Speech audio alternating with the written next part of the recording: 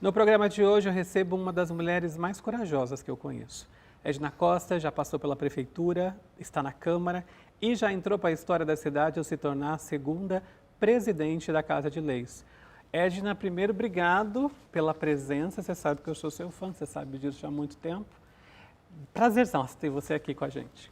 Eu que agradeço o convite e estamos aí para contribuir, colaborar com o seu trabalho. Ô Edna, você já acostumou na cadeira de presidente? Já me acostumei. Já está super familiarizada? Sim. Eu acho que a gente, claro, tem um período, né, de adaptação, mas nada que uns 2 meses a gente já se habitua e tocamos em frente. A gente vai falar sobre política, evidentemente, em algum momento da entrevista, mas eu quero começar lá no comecinho. Queria voltar para a sua infância, Edna. A gente sabe que você tem uma história de muita luta, eu li tua biografia, você passou por muitas dificuldades e, de alguma maneira, você deu a volta por cima. Você é uma mulher corajosa, né? Acredito que sim. Não sou sertanesina, né? Até hoje eu procurei quem nasce em Santana da Ponte Pensa o que é. Eu nasci numa cidadezinha pequena chamada Santana da Ponte Pensa. Então eu falo que eu sou santanense da Ponte Pensa, de nascença, e sertanesina de alma e coração. Ô Edna, o que você guarda assim, de memória afetiva dessa época lá em Santana da Ponte Pensa? Bom, Orlando, a minha avó era parteira. Sério? Então nós nascemos, a grande parte dos meus irmãos em casa. Eu sou a segunda de uma família de 5 irmãos, nasci em sítio, adorava. A minha infância foi, assim, eu acho que difícil hoje ter uma infância dessa. Acho que as pessoas que têm esse privilégio de nascer em sítio, fazenda, natureza... Pé na terra, subir em árvore, é isso? Tudo. Eu praticamente fui uma moleca. A minha mãe brinca que não vencia comprar brincos para mim, porque eu perdia todos no pé de amora, pé de tangerina. Então, eu tive uma infância muito feliz. Então, esse período da minha infância, até os 8 anos de idade, eu falo que foi um dos melhores.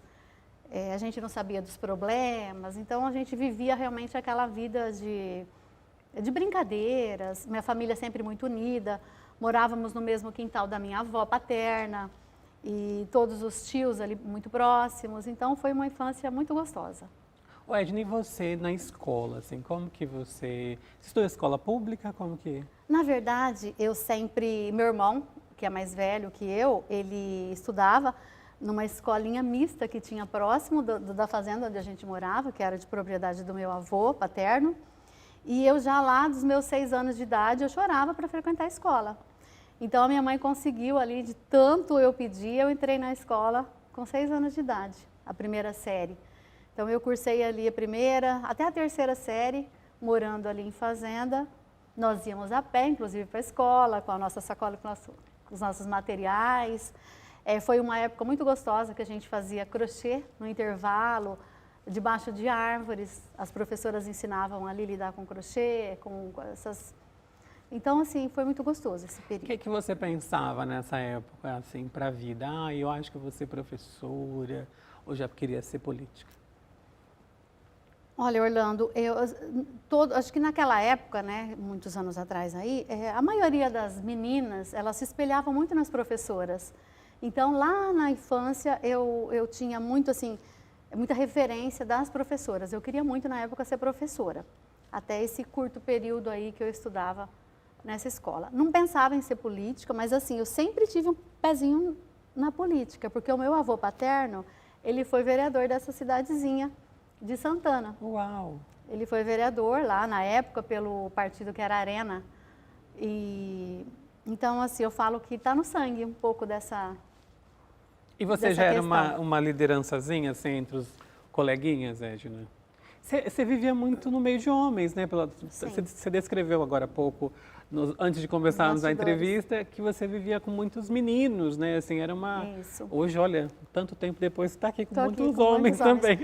Na verdade, eu sou a segunda filha, tenho um irmão Só que depois disso veio assim, todas as mulheres na família. Nós somos em 4 mulheres e um homem só.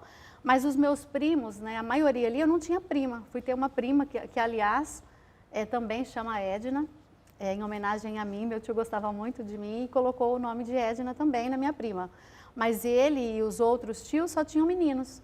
Então, desde a infância, eu lidava ali, brigava muito, né, com os meus primos. Então, era uma disputa ali e aprendi a conviver com homens, eu falo, desde a minha primeira infância, e lidar com eles, né, saber lidar. Então, vamos avançar um pouquinho mais na história. E como você chega a Sertãozinho? Bom, é uma longa história. Meu pai deixou lá o interior, eu tinha praticamente 7 anos de idade. Meu pai resolveu ir para a cidade de São Paulo. São Paulo morava a mãe da minha mãe, a minha avó materna. Ela morava em São Paulo, trabalhava em São Paulo. Ela ficou viúva muito cedo e foi para São Paulo com um filho. Então, 2 dos filhos dela moravam em São Paulo. E meu pai resolveu deixar o interior assim para viver em São Paulo. Então, foi um período muito difícil da nossa vida, porque nós sempre, principalmente até para os meus pais, morar em fazenda, toda aquela situação ali, onde você tinha uma fruta fácil, era fácil cuidar, criar os filhos. Então, nós passamos um período difícil em São Paulo, ficamos por pouco tempo, pouquíssimo tempo em São Paulo, não me recordo assim nem se foi um ano, pouco tempo. E aí, como lá era muito difícil, meu pai precisava pegar metrô para ir para o trabalho, uma situação muito difícil, ele começou a sair para outros municípios à procura de melhorias, né, e para cuidar da família. Então, eu falo que nós fomos praticamente ciganos. Então, de São Paulo, nós fomos para... Eu já morei em Morro Agudo, já morei em vários municípios e fomos parar em Uberaba. Fomos para Minas. Eu falo que esse período foi mais difícil. É muito interessante a gente reviver, rememorar tudo isso, né, Edna? Porque você está visivelmente emocionada e a gente entende perfeitamente, porque às vezes as pessoas que estão em casa vê tudo isso e falam, nossa, ela está lá, glamurosa, deve ter um monte de gente por trás e não sabe dessa história. Eu acho que o programa tem justamente essa função também, de mostrar os bastidores, né? Senhor. Desculpa, e quando você foi para Uberaba, você teve uma experiência lá e logo na sequência veio para Sertãozinho, como foi? Não, meu pai foi trabalhar numa empresa que estava fazendo a construção de uma ponte. E como meu pai lá não conhecia ninguém no município, eu já contei várias vezes essa história, mas eu não deixo de me emocionar. Como nós não conhecíamos ninguém, ele precisou pagar o dinheiro que ele tinha, pagar o aluguel adiantado. E nós ficamos praticamente sem ter o que comer. Então foi um período muito difícil, que por vezes eu vi meu pai chorando. E depois eu acho que isso é quando eu escolhi ser assistente social, que eu sou assistente social de formação, eu acho que um pouco teve a ver com o que eu passei lá na época, né? E da ajuda que nós tivemos, de vizinhos, enfim. Então, inconscientemente, eu falo que eu escolhi essa profissão para poder ajudar um pouco as pessoas em gratidão ao que nós fomos ajudados lá em Uberaba. E aí você vem para Sertãozinho em que ano, Ed? Olha, precisamente eu não sei agora. Mas década de 80? Sim, 90? Sim, 80. 80. Década de 80. E naquela situação, meu avô acaba vendendo lá a propriedade e acabou chegando aqui em Sertãozinho, meu avô paterno, juntamente com uma filha. E nós viemos aqui a passeio de Uberaba, nós viemos conhecer Sertãozinho, onde meus avós estavam morando. E meu pai gostou muito da cidade. Eu falo que meu pai também sempre foi um guerreiro, né? Meu pai trabalhou na lavoura, foi caminhoneiro por muito tempo. E conhecendo aqui o município, nós viemos de mudança para cá. Ele se estabeleceu aqui no município como comerciante. E dali para cá, muita coisa mudou, né? Inclusive a nossa situação. Meu pai é uma pessoa... Meus pais, né? Eu falo que meus pais têm uma gratidão imensa, são pessoas maravilhosas. Quem conhece, as pessoas que conhecem meus pais, eles se apaixonam. Que são pessoas com um coração gigante e se estabelecendo aqui como comerciante, as coisas foram melhorando. E aí eu imagino que aí já está uma Edna mais mocinha, mais antenada da vida. E aí nesse momento você pensava em alguma coisa assim, tipo, estou vendo as dificuldades que minha família passou, vou de repente estudar tal área que eu possa ajudá-lo, não só eles, mas outras pessoas, ou não? Você ainda nem tinha esse olhar, Edna? Olha, eu tive vários obstáculos na minha vida, inclusive na adolescência. Naquela época, o meu pai, como ele se estabeleceu como comerciante, ele não via a necessidade. Hoje ele tem completamente uma visão diferenciada, mas naquela época ele achava que os filhos tinham que até trabalhar. Ele não pensava muito no estudo. Então, assim, tive muita dificuldade para estudar, porque nós, como ele era comerciante, nós ajudávamos no comércio e ele falava, o horário que nós tínhamos para estudar era meio regrado. Eu estudei assim na marra, precisei várias vezes ter esse embate com meu pai para ele me deixar estudar. E você já era assim, tipo, decidida? Decidida, tanto que eu trabalhava no bar o dia todo, no armazém que ele tinha, e ia para a escola à noite. Então eu saía lá, morava na Alvorada, pegava meu materialzinho e ia lá para o Estanturde estudar, à noite. Fiz o ensino médio à noite no Estanturde. Entendi. Ô Edna, me fala uma coisa, quando a gente... Eu vou voltar um pouquinho nessa parte que você se emocionou, mas eu prometo que não é por conta da emoção gratuita. Quando a gente passa por uma dificuldade como essa, você estava relatando, né, os períodos que você viveu, o que você aprendeu daquela etapa? Nem digo pensando em ser assistente social, mas o que você aprendeu? Tipo assim, quando eu for mais jovem, adulta, isso... Você fez algum pacto, assim? Tipo, eu nunca mais vou passar por situações desse tipo. Passando por aquela situação, você vê, a minha mãe, ela precisou trabalhar fora, tinha filhos pequenos. Então, eu e o meu irmão, nós tivemos que assumir uma responsabilidade muito grande, porque na época nós éramos criança e nós estudávamos ali próximo da nossa casa, fomos morar num bairro pobre também lá de Uberaba, que é Leblon, e a escola ficava a 3 quadras da casa. Então, nós tínhamos que ir para a escola de manhã e à tarde a minha mãe pegava algumas faxinas e nós ficávamos cuidando da minha irmã, né, praticamente de um bebê. E ainda assim, tínhamos que fazer os afazeres domésticos. E não era assim porque a mãe ou o pai obrigava você a fazer aquilo. Eu falo que era diferente, a gente queria ajudar os pais. Então, nunca foi um fardo para mim ajudar minha mãe nas tarefas domésticas e nem mesmo cuidar das minhas irmãs. Sempre foi um prazer, porque eu via minha mãe naquela situação e eu e meus irmãos, a gente já tinha isso, dessa ajuda mútua. Então, meus pais nunca precisaram ficar obrigando a gente a fazer algumas tarefas. A gente via à noite que a minha mãe estava cansada, a minha irmã, ela colocava a cadeira para lavar a louça, que ela era muito pequena. Então, nunca foi nada muito imposto e obrigado. A gente fazia porque a gente queria ajudar mesmo, contribuir. Mas uma das coisas que eu sempre via, e às vezes eu me sentia um pouco, é na situação principalmente hoje eu falo que eu sou um pouco consumista, principalmente na questão de alimentos. Eu falo que aquela falta, né, eu falava, Jesus, um dia eu vou poder comprar e comer o que eu quero. Eu também sou assim. Né? Então, as minhas amigas mais próximas sabem disso. Então, às vezes eu vou no mercado, eu quero comprar de tudo. Porque eu acho que inconscientemente aquilo eu falava, gente, um dia eu vou poder comprar e comer o que eu quiser. Mas eu falo assim, isso também foi superado porque, olha só, meu pai se estabeleceu aqui como comerciante.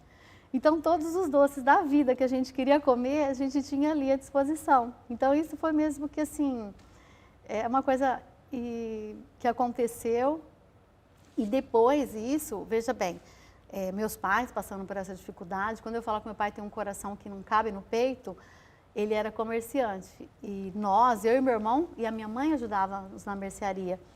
Então, Orlando, eu te garanto que nenhuma criança que chegava ali com metade do dinheiro do doce ou metade do dinheiro de comprar um alimento, ele voltou para casa sem levar o alimento. Pelo contrário, meu pai sempre colocava mais. Depois fomos ter o açougue, que era do lado, as pessoas chegavam ali, as crianças, com moedinhas para comprar, vamos dizer, uma carne moída. Às vezes a gente nem pesava, a gente colocava aquele tanto a mais, entendeu? Então, foi um período de muita generosidade por tudo aquilo que a gente estava recebendo. Então, meu pai sempre quis ajudar, sempre retribuir a tudo aquilo que a gente tinha conseguido. Qual é o nome do seu pai? Natanael, mas ele é conhecido como Tatá.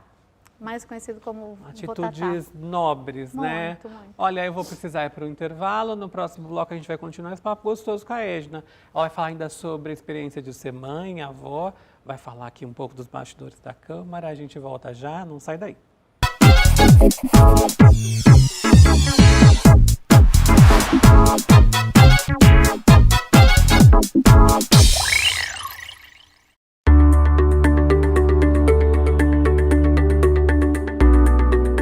A Prefeitura Municipal editou uma lei para que os munícipes, possam estar acertando seus débitos com o município. Você está retirando a máscara por estar numa distância segura. A lei municipal, ela dá o direito para os munícipes contribuintes a estarem acertando seus débitos com o município. Quais são os débitos que você pode estar renegociando com o município? São todos os débitos cobrados pela Prefeitura, ou seja, principalmente o IPTU, ISS, as taxas e as multas. Como você pode estar quitando esses débitos? Com um pagamento à vista. No pagamento à vista você vai ter 100% de desconto na multa e juro. No pagamento parcelado, você pode estar parcelando ele em 84 parcelas, com uma entrada de 5% do valor do imposto. A negociação pode ser feita tanto no Poupa Tempo, como no site da Prefeitura. Ou seja, se você for fazer o pagamento à vista, você pode estar entrando no site da Prefeitura e estar quitando o seu débito. Se você for fazer o seu pagamento parcelado, você pode estar entrando no site do Poupa Tempo para agendar junto à nossa central de atendimento para poder estar quitando os seus débitos. O pagamento dos débitos é muito importante, porque com esses recursos são investidos em educação e saúde e obras. Não perca essa oportunidade.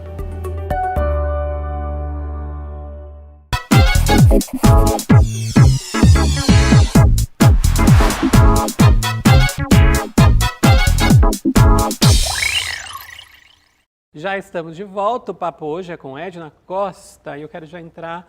Edna, quando você tornou-se mãe, você entendeu as brigas da sua mãe? Tipo, quando você for mãe, você vai entender. Mais ou menos isso? Exatamente isso, não é mais ou menos não, exatamente. Você tem 3 filhos? Eu tenho 3 filhos. Desde muito nova, eu sabia que eu queria ser mãe de 3 filhos. E no decorrer da minha história, da minha vida, eu tive 2 filhos e acabei passando por uma laqueadura. Então, assim, inconscientemente, eu sempre falava, eu queria tanto ter 3 filhos e tive só 2, né? Assim, no meu primeiro casamento, que é a Ana Paula, que hoje tem 31 anos, e o Fábio, que tem 30. Mas Deus tinha um propósito na minha vida que eu ia ter 3 filhos mesmo. E aí, depois de um longo tempo, eu tive o José Guilherme, meu terceiro filho, fizemos fertilização e hoje eu tenho os 3 filhos. O José Guilherme hoje tem 14 anos. Então, o meu sonho se realizou. Te dá muito trabalho, uma filha adolescente? Não dá. Eu falo que, graças a Deus, a gente vê por aí muitos adolescentes, né, que dão muito trabalho. Eu, graças a Deus, fui abençoada com os meus 3 filhos. Eu não posso falar que eles deram trabalho ou que o José Guilherme dá trabalho. Você é uma mãezona ou uma mãezona chata? Acho que sou uma mãezona chata. Ô Edna, e aí você também tem 2 netas? 3 netas. 3 netas da minha filha Ana Paula. Porque o Fábio é solteiro, mora comigo, ele e o José Guilherme. E a Ana Paula tem 3 filhas, 3 Marias maravilhosas. A Maria Clara, de 5 anos, Maria Tereza, de 3, e a Maria Cecília, que agora, dia 10 de novembro, vai completar 1 aninho de idade. Eu vejo nos seus stories sempre, você posta fotos, você é vozona mesmo, babona, assim. Olha, eu gostaria de estar mais presente, viu, Orlando? Então, às vezes, eu sinto um pouco de ausência por toda essa vida corrida que eu levo. Gostaria de ser aquelas vovós que ficavam realmente em casa para cuidar dos netos, mas eu não estou ainda nesse tempo, né? Nesse período de poder ficar mais com as netas. Então, às vezes, eu me sinto um pouco ausente. Mas os poucos momentos que a gente se encontra, que a gente está junto, é bem intenso. Bom, você falou, vamos avançar para um outro lado aqui, você falou que você fez serviço social, Sim. que foi um desafio você cursar a faculdade. Foi um desafio. Né? E a gente sabe que no Brasil como é difícil as pessoas estudarem de um modo geral. E aí vamos avançar para o seu universo na política. Você, em 2009 a 2012, foi secretária da Assistência Social, né, de Sertãozinho. Para quem está acompanhando a entrevista de outros lugares, é uma pasta importante, é uma das pastas com orçamento milionário e é uma pasta que atende muitas pessoas, especialmente aquelas que são carentes. E eu sei que você foi um sucesso na época, você até hoje é lembrada por isso. Sim. O que mudou, Edna, da tua experiência de estar no Executivo?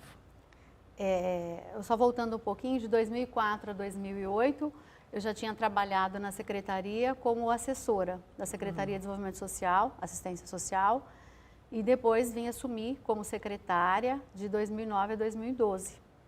Então, foi um trabalho muito gratificante, um trabalho, eu falo, que ninguém faz nada sozinho. Nós tínhamos uma equipe de excelência, 2009 a 2012.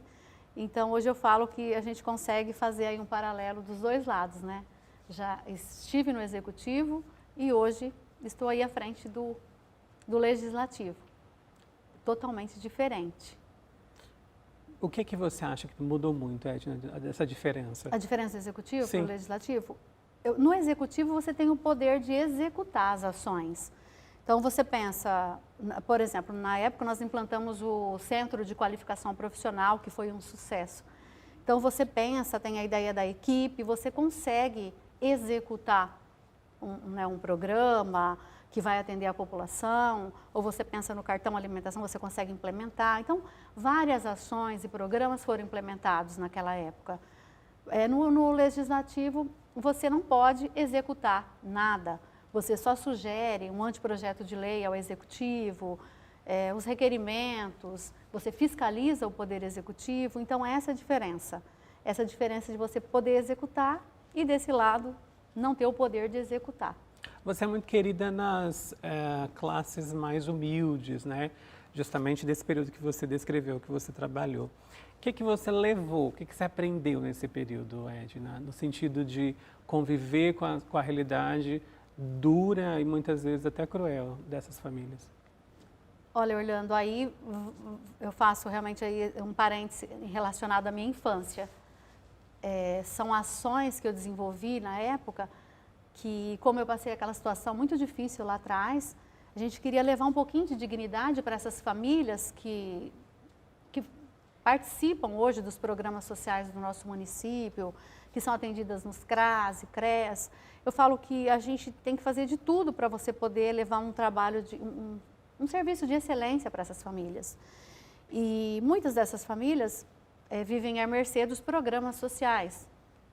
E você poder, naquela época, oferecer cursos de qualificação profissional, às vezes as pessoas falam, mas você está ofertando cursos de manicure, de cabeleireiro, né? E é importante, eu falo que isso é importante, porque quando nós assumimos, lá em 2009, tinha famílias que ficavam à mercê da cesta básica há 20 anos. Então, é você poder dar a oportunidade daquela família gerar uma renda, mesmo que não seja, às vezes, para ela trabalhar numa empresa, enfim. Ela ali, ela fazendo uma unha no seu bairro, ou montando um salão de cabelo, ela não precisa ficar à mercê desses programas assistenciais. Então, você quebra um pouco desse ciclo, eu acho que isso é importante. Você tem uma frase que você usa muito aqui, que eu sempre observo, é que você fala que as pessoas querem dignidade, né? Dignidade, eu falo isso.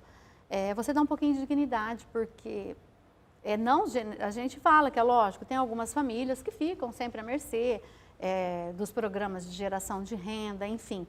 Mas se você conversar ou fazer uma pesquisa no geral, como a gente tinha o contato com essas famílias aí por longos anos, você sabe que às vezes o pai de família, ele não quer ganhar uma cesta básica. Ele quer ter o dinheiro no bolso para poder comprar um doce, um picolé para o seu filho ou um alimento. Então, eu falo que através desses cursos de qualificação profissional, você consegue emancipar um pouquinho. Na época nós tivemos cursos de gastronomia, nós tivemos curso de mestre de obras. Eu tenho mulheres hoje que eu conheço que se formaram na época e trabalham hoje como mestre de obras. Então, isso que é importante, eu falo que é gratificante. Perfeito. Edna, vamos ir para 2016? Bora lá. Bora lá? Você participou da campanha para vereadora naquele momento e você perdeu por um voto, né? E eu sempre quis fazer essa pergunta. Você chorou no dia que você descobriu essa informação? E mais do que isso, o que você aprendeu com esse um voto que faltou? Olha, Orlando, foi um dia assim atípico. Você ter mais votos, né? Na época eu tive mais votos que 10 vereadores. Hoje nós temos uma Câmara, né, com 17 vereadores. Você foi a 7ª mais votada. Eu fui a 7ª mais votada em 2016, ou seja, eu fui escolhida pela população para representá-la e você não consegue sentar na cadeira, né? E isso é muito ruim, te dá uma sensação assim na época de, poxa, a população, e isso também eu acho que frustra quem votou em você, porque a pessoa sabe que você está eleita, entre aspas, né? Você foi a 7ª, a vereadora mais votada, e você não consegue assumir e representar aquela população, né, que confiou o voto a você. Na época nós estávamos na minha mãe, toda a equipe lá assistindo a apuração dos votos. Naquele momento ali eu não chorei, porque muitas pessoas choraram, meus pais, enfim. Mas depois sim, depois veio um desespero, veio choro. Eu até disse nos próximos dias ali que eu nunca mais queria saber de política. Para os amigos mais próximos eu falava nunca mais, porque é injusto isso. E depois, a eleição foi em outubro de 2016. Em dezembro de 2016 eu já estava engajada novamente na política. É porque eu falo que a política faz parte do dia a dia. Sim. Então você não consegue sair, e mais as pessoas que gostam de estar ali fazendo esse trabalho com a população. E você me fala o que eu aprendi com isso? Vou ser bem sincera. A gente tem uma ânsia, a gente acha que tudo é o nosso tempo. Na verdade, eu vou ser sincera aqui com a população que nos assiste e com você. Durante a campanha, todo mundo falava, você está eleita. No meu íntimo, eu tinha receio disso. Tanto que uns 2 dias, o último dia que pôde publicar nas redes sociais, eu gravei um vídeo falando para a população que não existe candidato eleito até apurar todas as urnas. Então, no meu íntimo, eu tinha esse receio de faltar votos e faltou. O que a gente aprende depois de tanto pensar e refletir é que nós temos um tempo, mas é tudo o tempo de Deus. Sim. Provavelmente, né, eu tenho certeza hoje disso, talvez naquele momento eu não estivesse preparada. E Deus me deu um pouco mais de maturidade, né, para pensar, refletir sobre várias situações aí e seguir depois o meu caminho. Enfim, acho que é isso que eu aprendi, que a gente tem um tempo e Deus tem outro, e a gente tem que ter paciência e perseverar.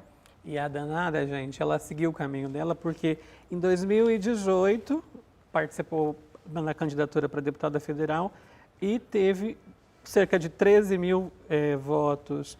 É um número expressivo, né, Edna? Para uma mulher, para uma cidade como Sertãozinho, que tem todo um histórico nessa área de eleger homens, né? Homens. Você é muito abusada, né? Eu sou. Em 2018, eu falo que a minha vida é permeada por desafios. Até no dia a dia.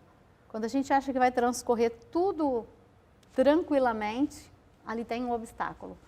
Então, a minha vida, eu falo que sempre foi permeada por obstáculos e desafios.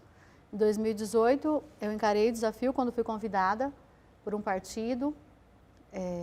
Sempre tem que... Eu falo que, né, mulher, a cota, né? Então, às vezes, os partidos nos procuram simplesmente para cumprir a cota dos 30% das mulheres. Mas eu não encarei aquilo como só uma cota, não. Eu acho que nós, mulheres, não devemos nos ver como uma cota ou como mulheres laranjas, eu sempre falo. Mulheres cítricas, né? Eu encarei o desafio e fui para a rua verdadeiramente pedir voto e com a convicção que eu poderia ser eleita. Eu nunca disputo nada sem pensar que realmente pode dar certo. Eu falo que em todas as disputas você ganha ou perde. E eu, no meu caso, eu falo que eu sempre ganho alguma coisa, algum conhecimento, isso que é importante. E fui para a rua em 2018 com toda a minha equipe, que já me acompanha de longa data, e tive aí 13 mil votos, fiquei surpresa, eu falo, principalmente por ser mulher, e a gente sabe que o cenário municipal já é hoje, você vê, nós temos apenas 3 mulheres aqui na Câmara Municipal, imagina isso a nível estadual e federal. E tendo 13 mil votos, eu me senti mais uma vez assim, que a população realmente confiava no meu trabalho e queria para me representá-la. Ô Edna, eu vou entrar nesse campo porque eu acho que a gente precisa entrar nessa seara. As mulheres hoje em dia, você não acha que elas estão um pouco avessas à política? Você não acha que elas deveriam participar mais? Até a ponto de uma ajudar a outra, né? A famoso, com uma sobe e puxa a outra. Exatamente, Orlando. Eu falo que hoje muitas mulheres, elas não votam em mulheres. E a gente precisa mudar isso. Ou então a gente ouve muito as mulheres dizerem, política e religião e futebol não se discute. Não é que não se discute, a gente vivencia a política o dia a dia. Então, eu falo que é muito importante, principalmente as mulheres, eu falo que nós somos quase 53% da população. Deveríamos ter pelo menos os 30% de mulheres na política, e nós não temos. Um pouco que as mulheres não gostam de participar, por ser realmente um mundo machista, como no geral. Eu falo que não é só na política, mas principalmente na política, e as mulheres não gostam de participar. E às vezes não votam em mulheres. Eu não consegui entender ainda esse cenário, porque as mulheres não votam em mulheres, mas está na hora da gente começar a trabalhar, passar essas informações para as mulheres e chamá-las para essa união, para esse empoderamento mesmo. Empoderamento que eu falo é uma ajudar a outra mesmo, como você fala. É o tal da sororidade, essa palavrinha que confusa, mas que é isso mesmo, é a união entre as mulheres, né? As mulheres se uniam, os homens são unidos. Sim. Porque nós, mulheres, que somos a maioria da população, também a gente não se une para uma ajudar a outra. Isso é importante. Vamos entrar em 2020. Você, de última hora, resolve, vou ser candidata. A cidade cai, é isso. Você vai para as ruas, ganha e dias depois assume a presidência da Câmara, tornando-se a segunda mulher. Parece que o jogo virou, né? Então, olha, é incrível quando eu penso assim em 2020. 2020 eu estava aí na disputa, talvez para vir candidata a prefeita, talvez para ser vice-prefeita. E mesmo o partido que eu estava, nós já tínhamos ali um certo compromisso e eu falei, não, eu não vou sair candidata. Eu já disputei para vereadora em 2016, faltou um voto, acho que não era o momento. Enfim, tanto que acabou saindo pessoas da minha família, candidato a vereador. E então, por esse até motivo, por esse respeito aos familiares, eu tinha dado um passo atrás e me resguardado. Eu já estava ajudando na campanha do prefeito que eu estava trabalhando, ali nos bastidores, trabalhando com afinco. E o partido, aconteceram várias situações do partido que foi perdendo vereadores ali ao longo da campanha mesmo, e a pedido do presidente do meu partido, a pedido até de alguns familiares, amigos mais próximos, até do nosso candidato a prefeito na época, que era importante que eu saísse candidata a vereadora. Então, assim, falo que nos 49 do segundo tempo, acho que com 25 dias de campanha, onde todos os vereadores já estavam na rua com material, eu decidi sair candidata. Falei, não, eu vou colocar o meu nome à disposição novamente da população. E foi assim. Eu falo que na minha vida as coisas vão acontecendo assim, naturalmente. E foi assim, um sufoco, porque com 25 dias você já via todas as campanhas na rua. E como eu já tinha perdido naquela época, né, ficado de fora por um voto, então você sente um pouco de medo mesmo. Falar, não, eu vou ficar de fora novamente porque as campanhas já estão aí a todo vapor. Mas, como eu falo, na minha vida sempre foi movida por desafios, eu encarei o desafio. Falei, vou para a rua. Eu não tenho medo de encarar essas situações e mesmo que você perder, eu volto a falar. Num jogo se ganha ou se perde. E aí fui para a rua com uma equipe pequena, né, eu te falo, uma equipe principalmente de amigos mais próximos que sempre estiveram comigo e consegui aí, em 2020, ser a 4ª mais votada do pleito de 2020. Para mim foi um orgulho. Você teve 1.239 votos. 1.239. Ô Edna, e quando você está ali, o bom que a gente está já nesse cenário, quando você está naquela cadeira ali, você se sente confortável sendo a segunda mulher a se tornar presidente da casa e num universo totalmente dominado por homens, assim, vocês têm esse orgulho? A pergunta pode parecer meia boba, mas eu acho que você representa e tantas mulheres dessa cidade que gostariam de ter voz, poder, a liberdade de expressar os seus pensamentos. Eu sei que você é uma pessoa super serena durante a sessão, mas quando precisa você roda a baiana também. Sim, mas por que não? Né? Olha, eu me sinto sim confortável. Aliás, eu agradeço os 12 vereadores, tive 12 votos para a presidência, agradeço os vereadores, principalmente em sua maioria foram homens que votaram em mim. 11 dos votos que eu obtive foram de homens que me escolheram para estar ali representando os 17. Então, eu me sinto sim confortável, porém, eu não posso deixar de falar que nós só temos 3 mulheres, totalmente... Nós poderíamos estar... Injusto, né? Você olha assim, poderia estar permeado de mulheres. E quando eu falo isso, Orlando, eu não falo por discriminação aos homens, eu não tenho problema nenhum com os homens. Eu converso com muitas mulheres e a gente tem um consenso. Nós não queremos ser melhores que os homens, né? Nós não queremos estar à frente ou atrás, nós queremos estar ao lado. Eu falo da importância da opinião das mulheres. As mulheres, elas querem participar. Eu falo isso por mim, eu não quero dar uma opinião melhor que a do homem, eu quero contribuir. Eu acho que é isso que faz sentido. Eu falo que os homens, naturalmente, eles foram criados para sair, para trabalhar, né? A mulher ela tinha aquela cultura de ficar em casa, cuidando dos filhos. Mas a sensibilidade que a mulher tem contribui muito, principalmente na política. Eu falo que quando falta vaga nas creches ou vaga na escola, o homem, ele sai para trabalhar, ele não tem essa percepção. Não é que ele não quer criar políticas públicas direcionadas para as mulheres ou para as crianças. É porque, na verdade, ele não foi criado para essas situações. Não tem esse lugar de fala, né, Edna, que a gente tem. Por exemplo, a mulher que vai, o marido sai para trabalhar e a mulher também vai trabalhar, mas é ela que leva o filho à creche ou à escola. Então, ela sabe o que é que está faltando ali. Então, nada mais justo que a mulher opinar nesses projetos, nessas decisões. Então, eu falo que isso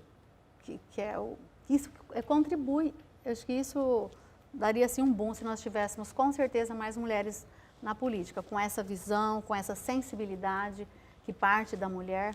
Só tem a contribuir se nós tivéssemos aqui, ó, se você conseguisse olhar ali no plenário e se você tivesse ali 7 mulheres e 6 homens. Não. Mais 10? Vamos colocar metade 10, mesmo, metade, né? Por que não? Exatamente. Se você tivesse 7 mulheres ali, já estava começava já estava mais rosa, como você gosta. É verdade. Ô Edna, rapidamente que o nosso tempo estourou, o Vitor já me falou aqui no ponto eletrônico. Nossa, já? Qual que é a parte boa e a parte ruim de ser vereadora? A parte boa é você poder representar a população, você ouvir de uma mãe que está faltando vaga em creche ou que precisa implementar programas na Secretaria Social, como o cartão alimentação, que eu vivo batendo nisso. Ontem, graças a Deus, já passou aqui na Câmara um projeto de lei do cartão alimentação agora para o Natal. Eu falo que isso é você dar autonomia para as famílias. Já fiz um anteprojeto de lei também, que provavelmente no próximo ano será acatado pela administração, que as famílias cadastradas nos programas sociais e nos CRAS receberão o cartão alimentação para dar autonomia para elas irem no mercado comprar o que quiser, não ficar à mercê do que o município entrega para elas. Então tem esse lado bom, você poder representar a população, cobrar o executivo. O lado ruim que às vezes eu vejo é que muitas pessoas não entendem qual é o papel do vereador. É na questão de, você é vereador, você pode me dar uma cesta básica, ou me dar um medicamento, ou nessa questão de assistencialismo. Isso me deixa um pouco triste. Eu acho que a população deveria saber mais qual é o papel do vereador, que é fiscalizar, sugerir ao executivo, propor projetos, enfim, essa situação. E o que me deixa também um pouco, que eu vejo que ser vereador é ruim, porque a gente não consegue executar. Você tem muito mais vontade, Você tem muita vontade, você sugere e você fica à mercê do executivo acatar as suas ideias, as suas sugestões ou não. Então, esse é o diferencial. Como você lida com as críticas, Edna? Aqui, ou as da rede social, da rua, você lê aquilo lá e fala, ok ou não? Você, fica incomodada. Como que você nutre a sua inteligência emocional para assimilar esses Eu não fico comentários? incomodada porque as críticas, elas existem tanto, não agora porque eu sou vereadora, mas na vida pessoal, enfim, sempre tem as críticas. E eu ia até dizer que, né, às vezes as críticas construtivas, mas um amigo meu, bem próximo, falou que não existe crítica construtiva, que a crítica ela é crítica. Então eu procuro mais ouvir as opiniões das pessoas. Eu sou muito humilde nesse ponto, de ouvir opiniões e pensar, e isso eu acho importante. Então eu foco mais nas opiniões do que nas críticas em si, no geral. Às vezes as críticas vêm das pessoas realmente não saberem qual é o papel do vereador, então eu levo de boa, sou tranquila quanto a isso. Que bom. Ô Edna, para finalizar mesmo, qual que é a sua meta pessoal? A minha meta, Orlando, hoje, já é de longa data isso, é sempre galgar outros patamares. Aí hoje eu estou como vereadora, presidente da Câmara Municipal, incentivar outras mulheres também a participarem da política, da importância que é estar inserida nesse cenário político e galgar outros patamares aí, representando a nossa população, aí está representando o Sertãozinho, a região, de repente num cenário estadual ou federal, quem sabe. E você está fazendo isso muito bem. Gente, só para uma informação, a Edna, nesses quase 11 meses à frente, como vereadora e também à frente da presidência da Câmara, ela conseguiu cerca de R$1 milhão do Bozella. Esse recurso vai ser utilizado para obras de infraestrutura, né, Edna? Isso. E é um recurso super significativo para uma pessoa que está nos primeiros 10 meses aí já trazendo dinheiro para a cidade. Isso, inclusive esse dinheiro ele já está na conta da prefeitura, porque às vezes a gente vê muitos falarem de emendas, de recursos para o município, mas assim, a gente tem que observar o dinheiro que realmente, se ele está vindo. Então eu sou muito criteriosa ao dizer que eu consegui um recurso, mas assim, eu prefiro divulgar quando o dinheiro já está na conta da prefeitura. Inclusive, esse recurso de R$1 milhão será utilizado por um projeto aqui de captação de águas fluviais, que vai beneficiar o Distrito Industrial e também o bairro Vila Garcia, Orlando. Edna, obrigado, parabéns pela sua atuação, parabéns por ser essa mulher corajosa, parabéns por representar e dar voz para tantas mulheres. Muito sucesso na sua jornada, viu? Obrigada, Orlando. Eu que agradeço. E sucesso também nessa empreitada aí, de estar à frente aí da nossa Câmara Municipal, com esse trabalho brilhante que você vem fazendo e toda a equipe da nossa produção. Obrigado. Bom, para você que acompanha até agora, a gente agradece o carinho da audiência, peço para que você continue acompanhando a programação da TV Câmara e como a gente faz com todos os vereadores, a gente agradece as assessorias que nos ajudam. Então, um beijo para o Bruno, para o Carrari, para a Thaís e para a Eliana. A gente se vê no próximo programa. Até lá. Tchau.